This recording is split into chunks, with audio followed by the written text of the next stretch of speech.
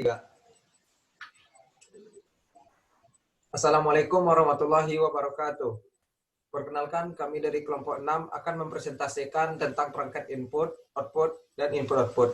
Sebelum masuk ke materi, perkenalkan saya Muhammad Rizky Daya dengan nomor BP 20 11 08 10 08 dan teman-teman saya yang pertama Ahmad Rizky Akbar Ganiu dengan nomor BP 20 11 08 10 06. Dan selanjutnya Ahmad Royan dengan nomor BP 20 11 08 10 14. Dan yang terakhir Ila Rahma dengan nomor BP 20 11 08 30 09. Dengan dosen pembimbing Ibu Mary Asmi STMC. Kita langsung masuk ke pembahasan pertama, yaitu materi tentang perangkat input yang akan dibacakan oleh Rizky. Kepada Rizky, dipersilakan. Assalamualaikum warahmatullahi wabarakatuh. Perkenalkan, nama saya Ahmad Rizky Akbar Ganiu. Kali ini saya akan menjelaskan tentang perangkat input. Perangkat input adalah perangkat yang berfungsi untuk memasukkan data ke dalam komputer. Next. 1. Scanner.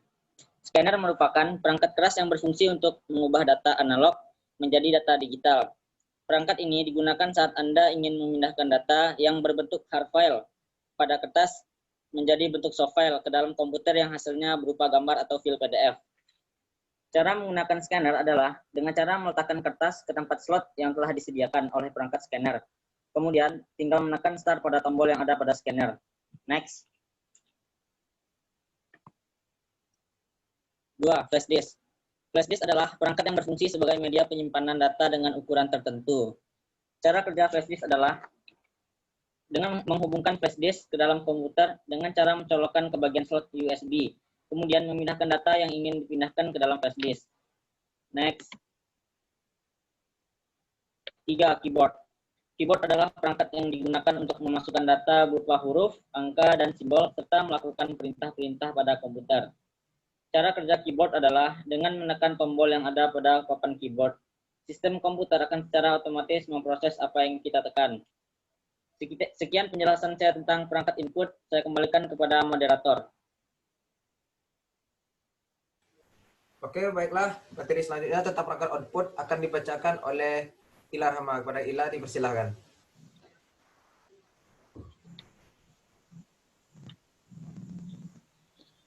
Assalamualaikum warahmatullahi wabarakatuh. Saya Ila Rahma yang akan menjelaskan tentang perangkat output. Perangkat output yaitu perangkat elektronik yang terhubung dengan komputer yang digunakan untuk mengirimkan data dari komputer ke dalam bentuk teks, suara, gambar, dan media lainnya. Perangkat output yang pertama yaitu headphone yang berfungsi sebagai sama seperti speaker, yaitu mengeluarkan suara namun dalam kapasitas lebih kecil dibandingkan dengan speaker. Cara kerja headphone yaitu suara yang telah diinput melalui mikrofon dikirim ke sound card dengan data digital ini kemudian diolah atau diproses oleh digital signal processing yang bekerja dengan data analog converter yang mengubah sinyal digital menjadi analog dan dikeluarkan melalui headphone.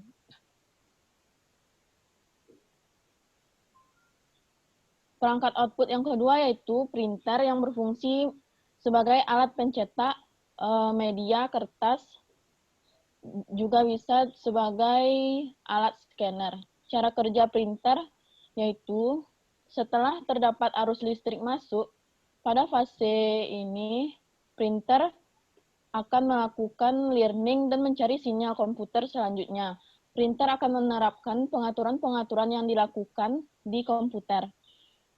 Misalnya ukuran font, warna, dan lain-lain. Semuanya akan masuk ke rangkaian kontrol printer untuk menjadi acuan tahap selanjutnya.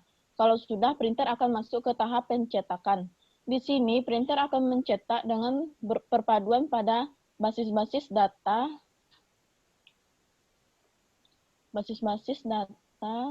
yang terhantar ke kabel USB. Head printer akan bekerja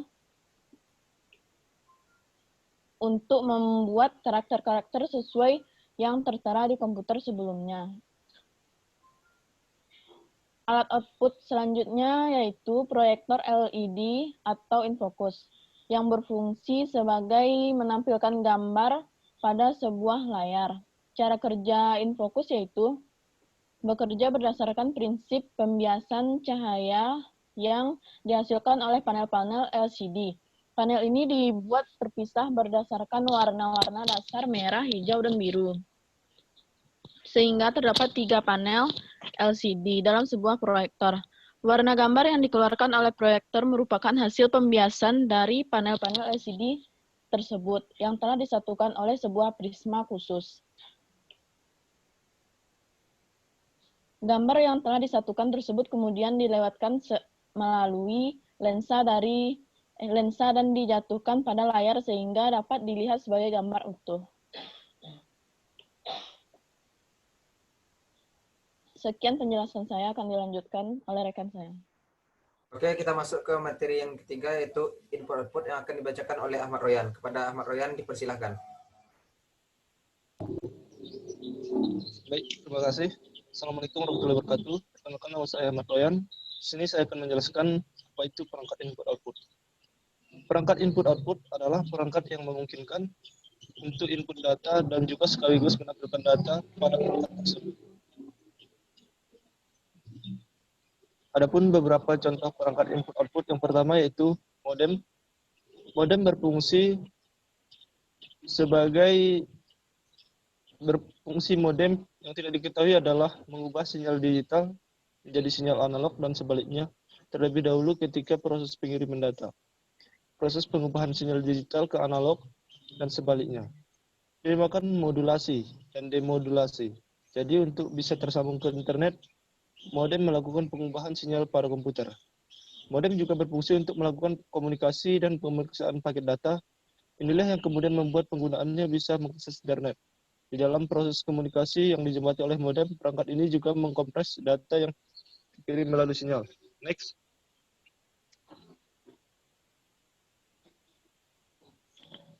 Adapun cara kerja modem yaitu mulanya dari data komputer yang berbentuk digital diubah oleh modem menjadi sinyal analog. Sinyal analog tersebut dapat dikirimkan ke media telekomunikasi lain seperti telepon dan radio. Saat data analog tadi sampai ke komputer tujuan, maka modem yang ada pada komputer tujuan mengubah menjadi sinyal digital kembali supaya bisa diproses. Next. Yang kedua yaitu CD atau DVD.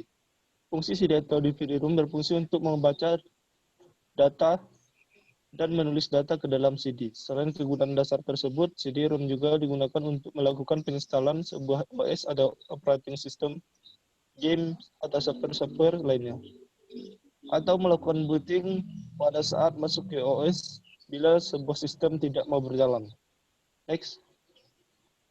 Adapun cara kerja CD, di dalam CD drive, laser lens akan mengeluarkan laser ke kepingan CD. Setelah laser tersebut mengenai tonjolan yang ada di CD, sinar itu pun memantulkan ke sebuah optical pickup. Pantulan sinar itulah yang dapat membaca setiap bit informasi yang ada di CD.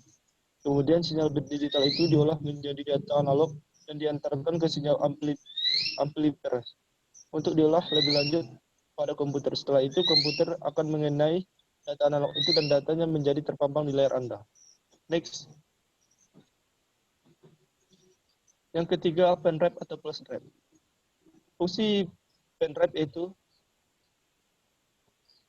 perangkat USB flash drive ini sebagai media penyimpanan untuk berbagai jenis data, tentunya yang tidak melebihi kapasitas dari USB flash drive yang teman miliki. Jika USB flash drive ini tersimpan beberapa file musik, maka dapat digunakan untuk secara proses memutarnya pada perangkat keluaran suara seperti port USB. Selain sebagai media penyimpanan data, USB flash drive dapat digunakan juga sebagai media untuk penginstalan sistem operasi pada komputer sebagai pengganti dari CD jika tidak memiliki perangkat CD-ROM. Next. Adapun cara kerjanya, yang pertama, konektor berfungsi untuk menghubungkan peripheral kepada dalam pendrive ke port USB untuk kemudian diakses oleh SO. Yang kedua, pengontrolan penyimpanan memori berfungsi untuk mengontrol dan menyediakan penghubung ke alat pendrive yang bertugas menjaga kestabilan perangkat mengontrol berisi suatu RAID mikroprosesor berukuran kecil dan hampir sama pada RAM. Yang ketiga, lalu poin test ini bekerja selama perangkat mengecek dan mengirimkan kode ke mikroprosesor. Yang keempat, setelah kita membuat suatu file untuk menyimpannya di pendrive, maka bagian ini adalah tempat penyimpanan datanya. Biasanya juga digunakan dalam kamera digital. Yang kelima, perangkat menghasilkan 12 MHz sinyal dari perangkat utama dan mengendalikan keluaran data perangkat sampai sebuah tahap penguncian. Yang keenam, lampu indikator berfungsi untuk menandai adanya transfer data atau adanya data yang dibaca dan data yang ditulis. Yang ketujuh, menandai apakah perangkat ada di dalam mode white protection atau tidak. Yang terakhir, ruang kosong disediakan untuk tambahan atau flash memori dan dapat digunakan untuk menyimpan data atau lebih banyak sesuai dengan kebutuhan. Oke, demikian saja penjelasan dari saya. Saya kembalikan kepada moderator.